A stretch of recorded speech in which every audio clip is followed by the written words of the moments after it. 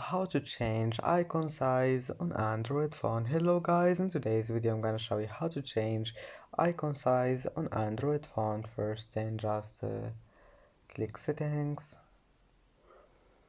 and then just scroll down, scroll until you find here this one, home screen,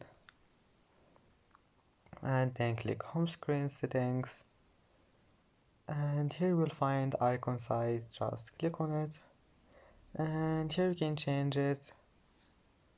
It's easy, and that's it. Then just go back, it will be saved, and that's how to change icon size on Android phone. And that's it for today's video.